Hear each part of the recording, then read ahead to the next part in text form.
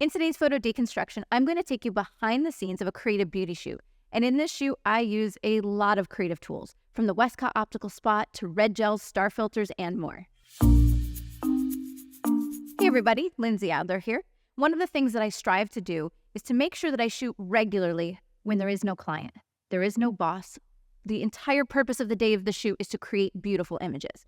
And when I do these shoots, I often speak to my hairstylist or my makeup artist and ask them if they have any creative ideas, if there's something that they've been dying to do. And so that's what happened with this image. I reached out to my hairstylist, Lynn, and I said, what can we do featuring hair that's creative, unexpected, something that's eye-catching? And what he decided to do is to cover a wig in glitter. And so the entire shoot was based off of that concept. And that's what we regularly do on our creative shoot days. We have the outlines of what we want to do, but then each one of us builds. So the makeup artist will see the hair, and then she contributes what makeup she thinks brings the shoot together. And then I look at the hair and makeup together, and I said, well, what can I do with lighting? Should I keep it simple and let the hair and makeup really shine, or should I create a character, or should I do something creative? And so in this shoot, you can tell we leaned into the creativity in the hair, the makeup, the lighting, and the in-camera creative effects. I'm going to show you what was captured in camera versus post-processing. But first, let's actually take a look at behind the scenes to see a little bit of the lighting. So this is in my new studio, and you can see that I used 4 different strobes. I'm going to build them in one by one, and we're going to begin first and foremost with the main light. So the main light that I have here, it's a Profoto D2, and then on it is the Westcott optical spot. And I'm using the kit lens. The kit lens is a 150 millimeter lens. It's the one for close-up shots, and it has these shutters in it that allow me to close them down to create a slice of light, which is what you see on the subject's face in the final image. So I began with that main light. But then what I wanted to do is I really wanted to pick up the red from the wig, the red in the makeup. So the next light that I wanted to introduce into the scene is a strobe above and behind the background, and it is another Profoto D2 with another optical spot with another kit lens with a red gel. And what this does is it creates a beam of light from above, and I can use it in 2 ways. I could either use it as a rim light and hair light, so basically just to light her shoulders and her hair. But if I spray haze in a can or atmosphere in a can in the environment, it can actually create a beam if I want that effect. So it can serve multiple purposes. So we've got our main light, our hair environmental light. So now it's time to add our next strobe. And the strobe that I'm adding is back behind the subject. It's another Profoto D2 with a bare head, so no modifier, and a red gel. Now, the reason I use the red gel, of course, is because I want to unify the colors in the scene, the color hitting the subject, the color on the background. But what you might not have noticed is that this is not a red background. It is actually Savage Universal seamless paper. It is a fashion gray. Now, fashion gray is what I use most often when I'm using gels because it is so easy to change the color. And so I can make this a gradient of multiple colors. I can make it soft pastel, super rich red, which is what I am doing here. Now, the reason you might notice that the strobe is pointed a little bit low is because it'll create a gradient on the background. So it can be a little brighter on the bottom and a little darker on the top, which sometimes makes the image look not quite as flat.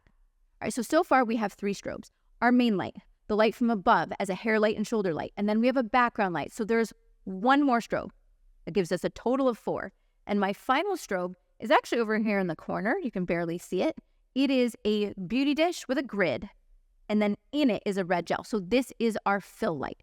This is the light that's going to be used to fill in the shadows on the subject's face, because our main light, when I have that optical spot, that only creates a slice of light, and all of the rest of this is going to be shadow. So that beauty dish with the red gel is now what fills in all of that shadow area.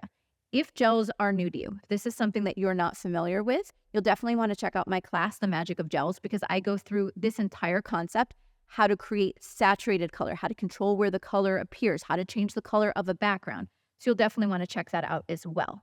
Now, before we move over and see what I captured in camera, let's talk a little bit about what I used with the camera. So I was shooting a Canon R5, but I was really excited because I was using my brand new lens. It's a 24-105 2.8.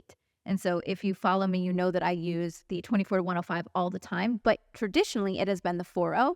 I recently got the 2.8, which is wonderful because I can shoot super narrow depths of field.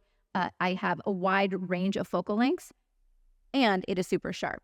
So I was shooting at f2.8. I shot at ISO 800 f4. The reason that I did that is sometimes when you have an optical spot far away from the subject and then also a gel on it, it might need to be at quite a high power if you want to shoot at, say, f11 or f16, something like that. And I don't want to make the light too hot. I don't want to have so much output. So instead, I shot at f4 ISO 800 so I could have those optical spots turned down to a relatively low output. All right, so we've got our 4 lights: main, rim, background, fill. The reason I often will set up 4 lights like this is because it gives me every different control I can possibly imagine. How much separation do I have? How much fill do I have? And then I can turn lights on and off if they're not necessary. All right, so with that, let's pop over and take a look at the final result. All right, so a couple things I want you to notice looking at the final image here. First of all, if you look at the hair and all the glitter that was covered on the hair, you can see that it's sparkling. The reason it's sparkling is that I was using a star filter, a 4-point star filter. You can see that it has 4 points there. But the key in order to make this really sparkle is that I had to have some sort of hard light hit the glitter. If I was using a softbox or a beauty dish as the main light, you would not have seen this sort of illumination. And you can kind of see that over here on the right-hand side. The fill on the face and the fill over here on the wig, that is from the beauty dish with the red gel. And you'll notice it's not nearly as sparkly. So the hard light from the optical spot is fantastic when you want to achieve this effect. You'll also notice in this particular final image, I didn't go for the beam of light above the subject's head. I didn't end up using the haze in the can. I did some shots where I liked that, but I thought there was already quite a bit going on, so I decided to keep the background a little bit cleaner, but you can still see the gradient. So it's a little bit brighter on the background, but basically beneath her shoulders, and then it fades up and gets quite dark at the top of the frame. So it just gives us a little bit more interest. But as with anything, the final image is the end of the story, but it's not the beginning of the story. So let's actually look at what was captured in RAW. So this is what my image looked like straight out of camera. So when I'm shooting tethered and I'm shooting into Capture One. And as I'm doing so, I'm making adjustments there to the raw image. So if this came into my computer, this is what I would have seen, except for I started tweaking it. So I increased the contrast. I decreased the saturation in the reds and yellows in her skin tone, which is why it went so pale. And then I brought in some of the highlights, because you'll notice some of the highlights on her shoulders were a little overexposed. And then I also added clarity. Whenever you use a star filter or something like that, it really makes the picture look a little bit hazy, but it's what gives you the special effect. So adding clarity is what made this have that pop. That has nothing to do with retouching. That is just processing my raw. And now here's what I did in Photoshop to finish everything off. So you can see I lowered the shoulder. I got rid of the distracting highlight next to her ear. I smoothed out the skin a little bit. There really wasn't too much to fix. I lightened up some of the shadow areas on the wig. And then I also added a catch light to the eye and reshaped it a little bit because I had her looking quite far to the side, so it kind of had a slightly odd shape. So here's what the raw file looked like, and then here is what the final image ended up being. These creative play days that I get to do with my team, they really inspire me because a lot of times people ask me, how do I come up with ideas? And certainly when I approach a shoot, a lot of times I am giving my team ideas and we share inspiration. But sometimes on these creative play days, I put all of the hard work of coming up with the ideas on my creative team, and then we build off of each other. So I'm able to have super creative images in my portfolio like this without having to be the person that came up with the idea. Instead, we all work together.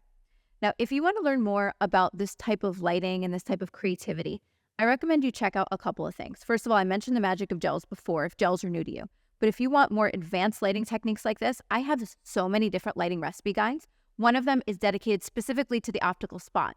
Another one that I have is Creative Lighting 2, which gets into things playing around with multiple optical spots or slices of light, gels, lasers, mylar, and so many things like that. So I have the links in the description below if you want to check out those educational resources. And then if you prefer in-person education, I do many workshops every year here in my studio, and we create looks like this. And I'm showing you exactly how I'm creating the lighting, how I've made my creative decisions, both for the lighting as well as working with my team. And then, of course, you get an opportunity to photograph beautiful looks like this. So all of that information is in the description below. Now, if you want to see more about the gear used in the making of this image, you can find that in the description. And of course, you can visit adorama.com. I hope you guys have enjoyed this photo deconstruction, and be sure to stay tuned because I have many more photo deconstructions coming your way. See you next time, guys.